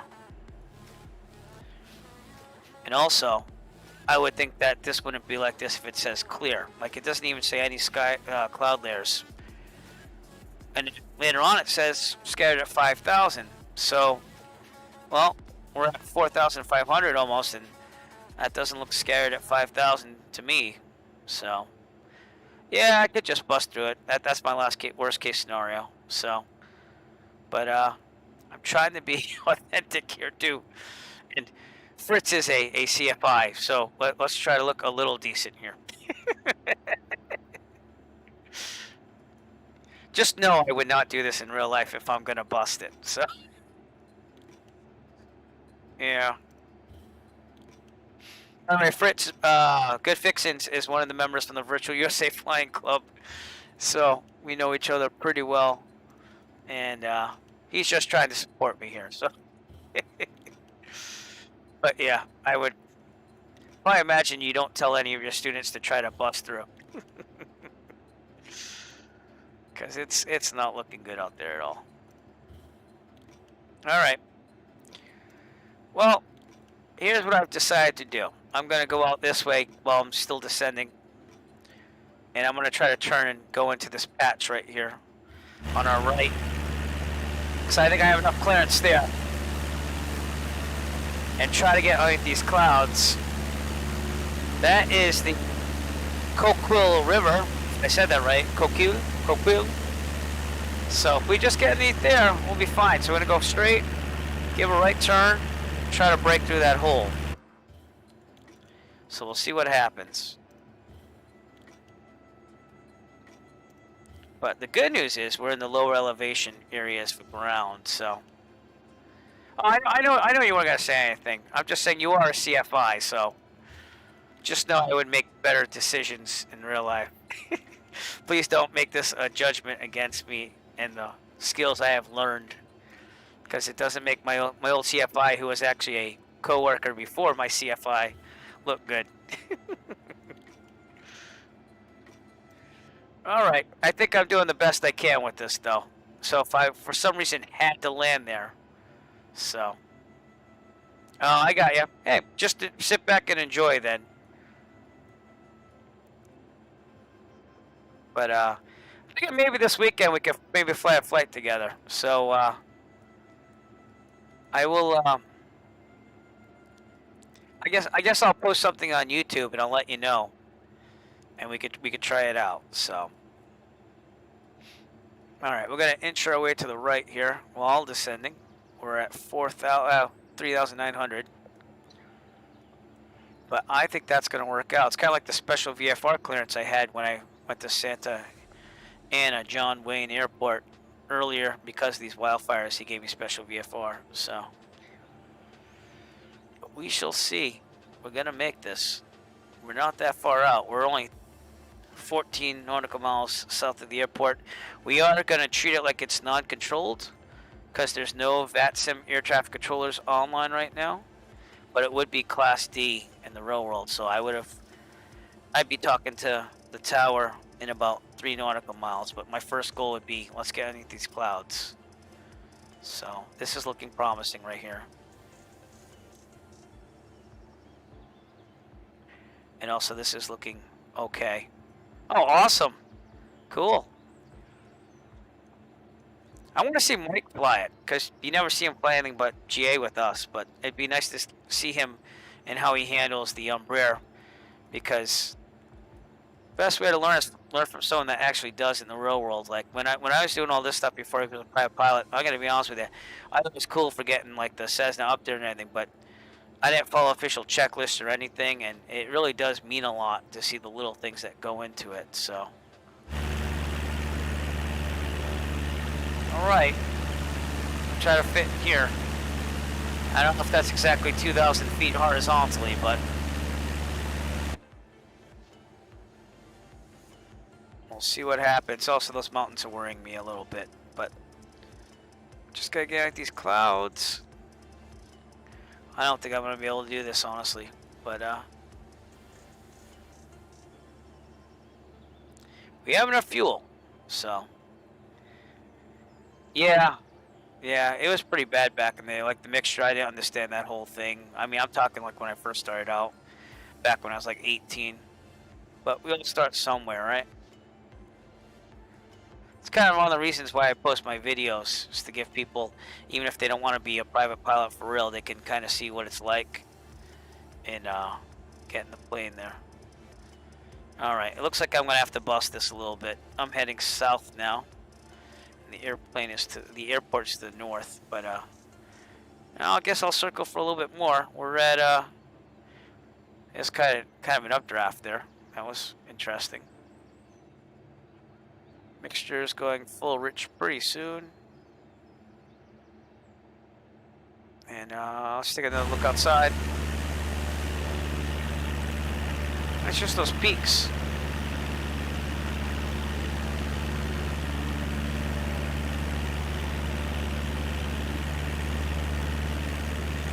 Alright, I guess we're gonna have to bust it, so I'm gonna pull out the old ancient instrument skills. And there's no air traffic control here, else I'd say, you know, I'm gonna need a IFR clearance. Even though I'm not real world instrument rated, we're gonna go for it, so. Alright, there's just no way to get under these clouds. And it still says clear on the MEDAR for real world, so I don't know. I have real world weather on. So we can quite clearly see that the weather engine is not exactly the best. Oh, cool. Well, you made it. Any landing's a good landing in my book, you know. And I think the most important thing I've learned, and still to this day I think about, is the setup is what it's all about. If you could set it up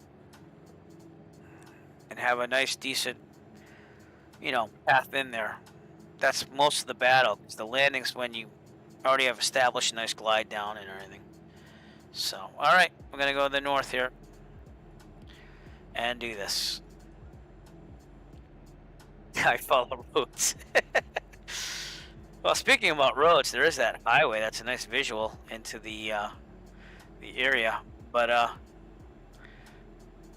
it's all right. We'll get there. We're over Green Acres, Oregon right now. And again, I make sure I say Oregon because I met some people from Oregon, that corrected me every single time, so we call it Oregon. Here we go.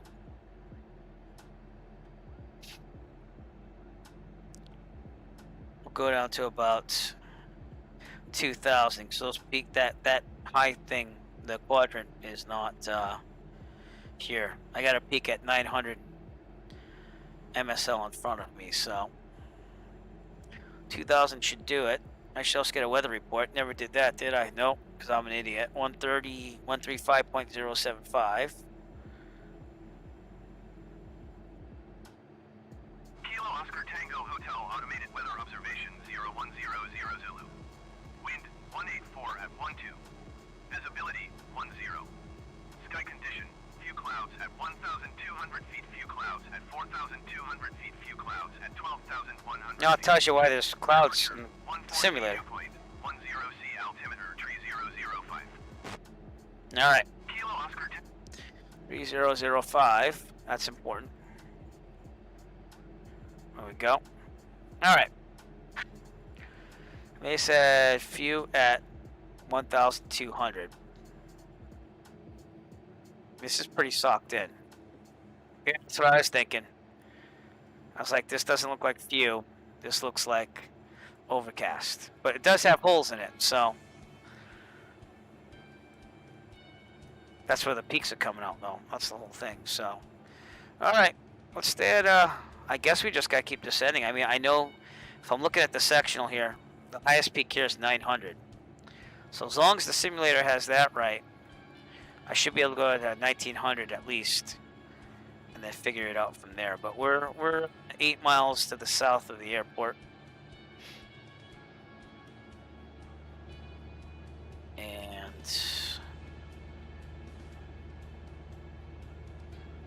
we'll figure it out. One more check on air traffic control.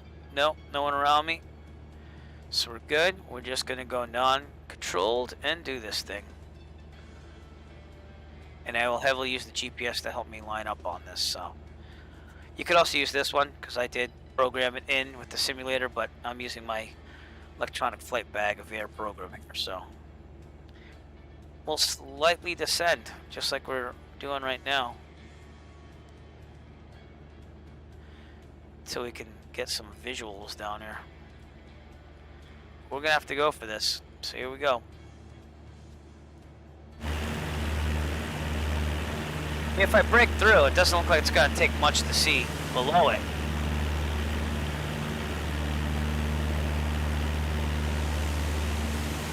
Yeah, the moon, everybody. Least of my worries. All right, here we go. See what happens.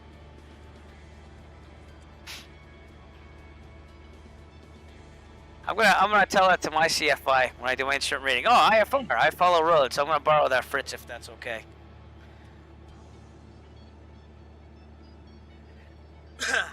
My CFI again, he's in his 70s, and you couldn't tell though. He's pretty sprightly, but he flew for Bar Harbor back in the day, and the government. He also worked for some universities with training, so.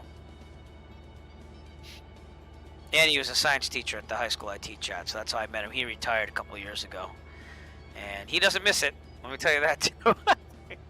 So he always asks me about it. How's school? Same old, same old. So, all right, we're gonna get past that peak at least, which is below us, but not much on the visibility here. I will say they're very lifelike on the clouds. Not that I've ever flown in any clouds. I've flown around clouds, but seems pretty realistic to me at least. Again, I'm going to do a slight descent so that way I can kind of anticipate any problems below me. But we are 8 nautical miles. Oh, my GPS signal got lost, so we're probably more like 6 by now. Let me just redo that. There you go. There you go. All right. Airport's actually off to the north a little bit more. I deviated there when my GPS went off, but that's okay. We spotted it. It does say no GPS signal when it loses track with the simulator module, but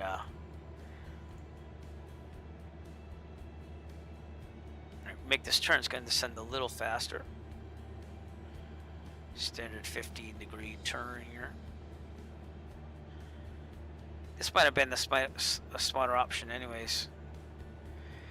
He might have, yeah. I didn't hear him say it, but I'm going to borrow it.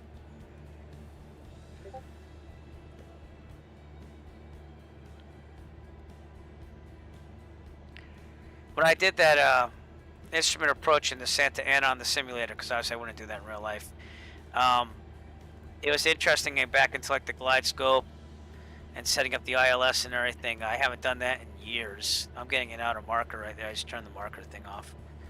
But okay, I'm just trying to get through these clouds first so I can see, then I'll set up wherever I'm going. But they did say 184, so I guess we're going runway, see the 23013.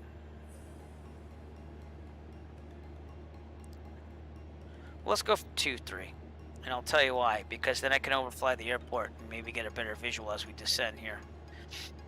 It's 23. That's not the right chart supplement. Here it is. 23 is a left pattern. Okay, just wanted to double check there. So we're going to overfly the airport, even though there are clouds. That's a real-world flight right there, November 336, LA. If you see any call signs, that's what that is. But we'll keep going through the soup slowly. I'd rather be able to anticipate problems while I go down in this. So we're at 1400. I could probably go down a little bit more, though. Just trimmed it down.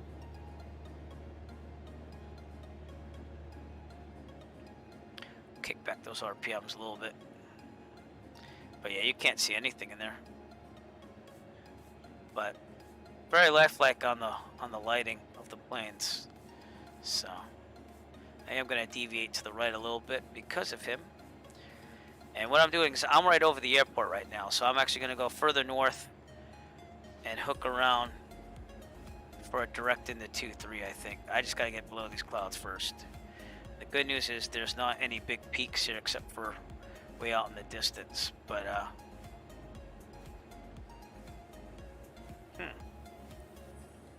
interesting. I am descending still, right? Because it feels like I'm not. That would be, well, we could look at a flight radar while I'm descending, so a lot of distractions. I know I don't do this in the real world. November 336 LA. Alright, let's see what type of plane that is. If you look at the Flight Radar 24 app, it does real world traffic and it tells you what the plane is and everything if it's on there. N 336 LA.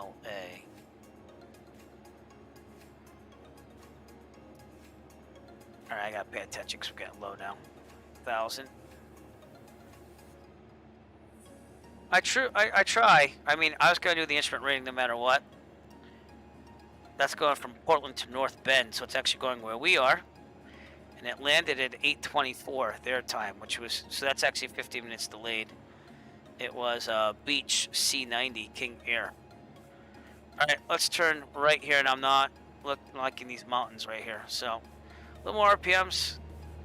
We're going to be skirting this a little bit. And that's why I descended slowly, because I didn't know what to expect there.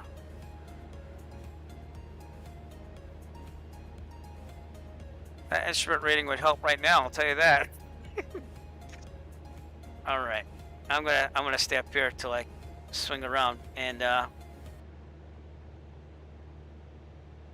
yeah, here's what we're gonna do. We're gonna swing out wide, not hit any mountains,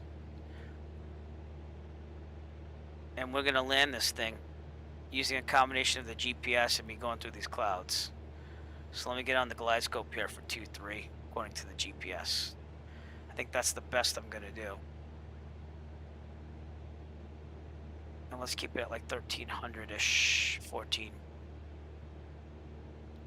I hope I don't crash in any mountains. This is the scary part. This is not good. And this is where people make mistakes because they think they can do it. So in the real life, I would never ever do this.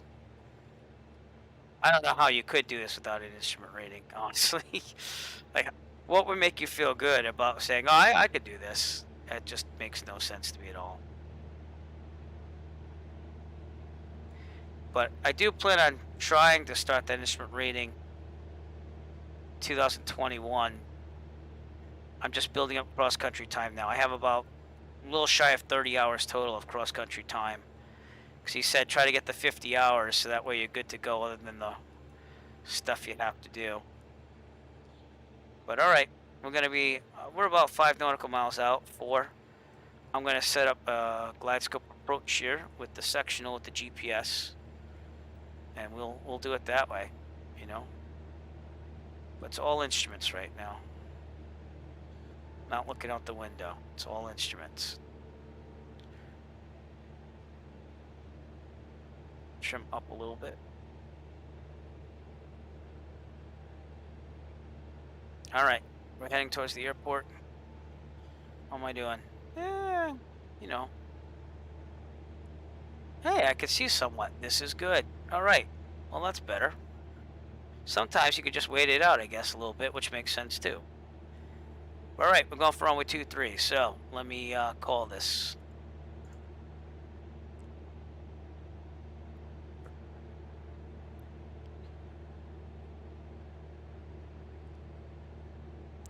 North Bend traffic, Cessna 9 Echo Foxtrot is setting up a extended final for runway 23. North Bend. Okay, we're gonna lower this down. I gotta keep track of my glide scope. I'm going right in. I'm way too high. I'm also way too fast, so. Oh boy. Yeah, this is not, I'm not comfortable with this. We're gonna go back out. I need a little bit more of a setup here.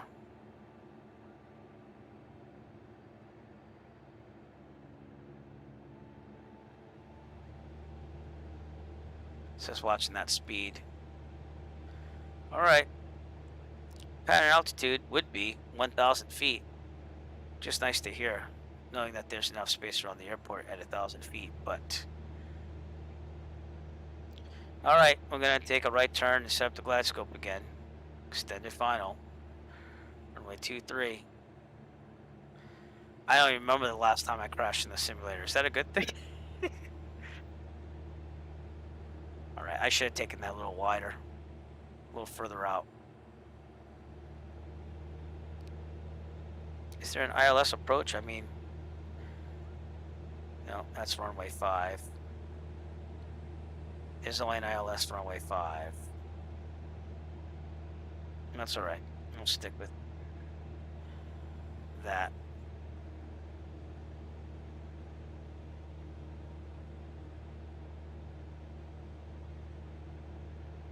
All right, let's try it again with the glide scope. Well, you know, where it shows you to line up the runway. Pain in the butt.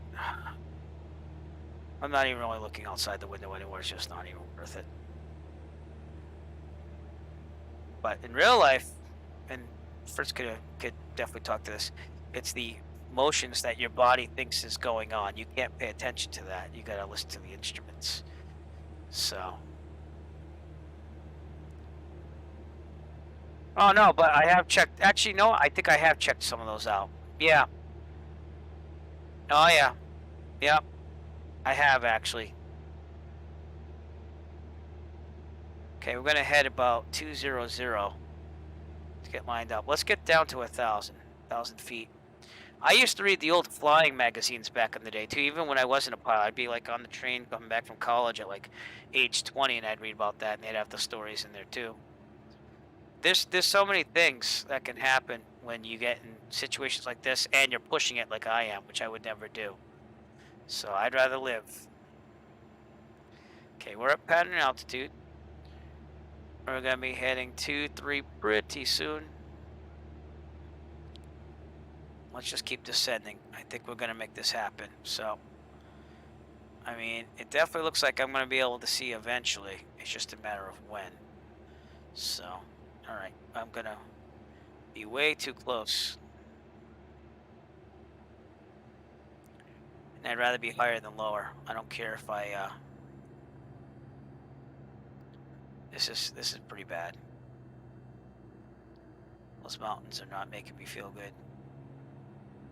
Also very high for the airport. But you know what? Let's try it, see what happens. I mean, I can't even see the airport. Can you see the airport? Oh, wait. I have a light and a beacon. All right, let's head 2-3 from here. See if we can see it. This is over the bay. All right. We might be able to do it. What airport would that be other than... Oh, yeah, there it is. Cool. All right. We are good. We just got to make this happen. Of course, I forgot flaps and everything, so let's get under 110 knots, and maybe we'll just do a 20-degree flap landing here. Or maybe even just 10, because I just want to get this thing down. Oh, my God. Throttle's out. I'm coming in really hot here. 20 degrees? And we'll leave it at 20. How's that? My throttles have been out the whole time. So we're a little fast. That wasn't the best landing, but we made it. And that's what's going to matter here.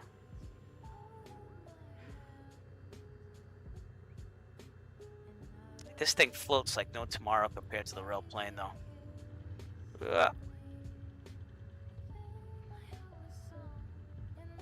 Right rudder. Let's go. Flaps up.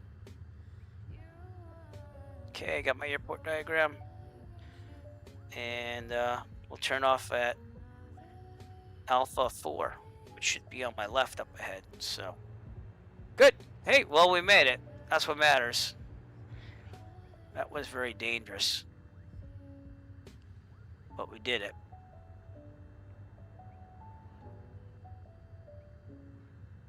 I mean, if I had the time, honestly, I would have just flown around for a little bit too, but I gotta get to bed here. All right, we did it. I'll do my checklist after I clear here.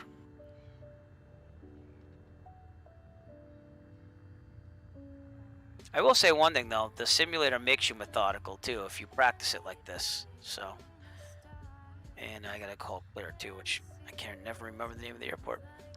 North Bend, traffic, Cessna Foxtrot, clear of runway 23, North Bend.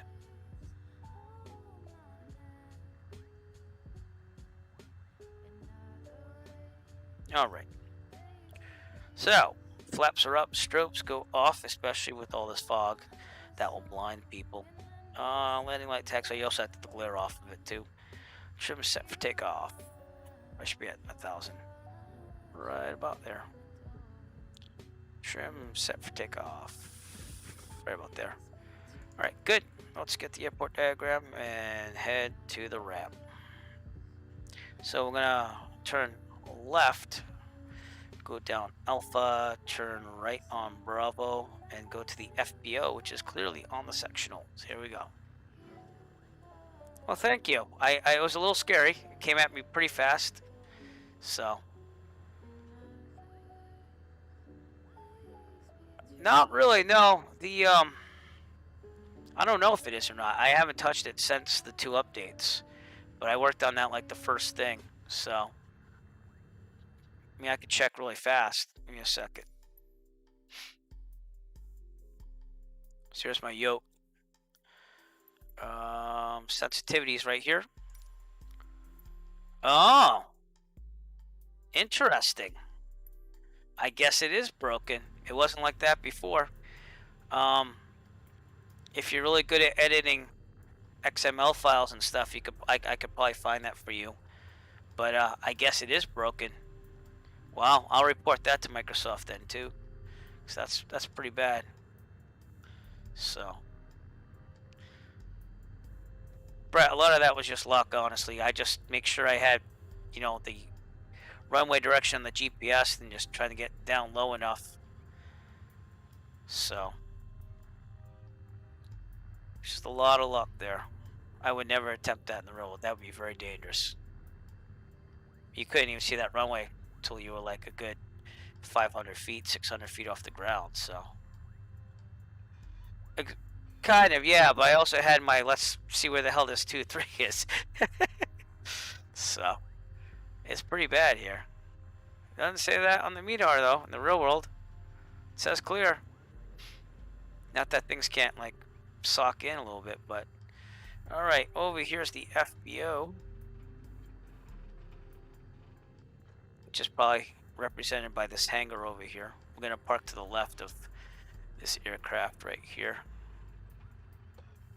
and no marshaller needed. We're just gonna do it. So, all right, we made it. We're almost done with the West Coast, and then maybe we can say goodbye to these wildfires. So, all right, well, Brett, thank you once again for coming out tonight. And you're not gonna miss much. I'm just shutting it down and wishing all a good night and get done. But I do appreciate you checking in both streams today. Very much appreciated. So, all right, ELT verify silent, avionics off, and also all lights off except for beacon. Very good. Mixture full lean. Mags off, master off, beacon off. Parking brake on, which we never use. We usually tie it down or put chocks on it because of the hydraulics. And that's it. We're good. Total flight time of 1 hour and 40. So it's about almost a half an hour. About 20 minutes extra because of all that work there, which isn't that bad, honestly. So yeah, again, just thank you for tuning in. We will continue the Around the USA flights. I can try to show you where we're going with this again. Let me just load the flight plan here on SkyVector. And we start out Plymouth, Massachusetts, my home base in real life. Went down the East Coast, all around Florida, around Texas, following the perimeter as best I could. And we went up the West Coast, and now we are right here in North Bend, Oregon. And our next destination should be Newport, which I don't know if that's Washington or Oregon. It looks like Oregon because I think this is still Oregon. But that's where we're going with this, and we're going to loop back all the way up to the north, back to Plymouth. So by November, should be doable. We'll have to see. But regardless, that was one of the more precarious landings tonight, and we actually made it happen. So that's awesome. Fritz, I will talk to you. I will leave a post on YouTube for you, I guess, and we'll go from there. Maybe this weekend we can fly one of these flights together. That'd be kind of cool. And if not, we can fly something else too. But I'm really trying to get these flights done as best I can. So anyways, thank you for tuning in tonight. I appreciate it. And we'll see you in a future flight. So have a good one.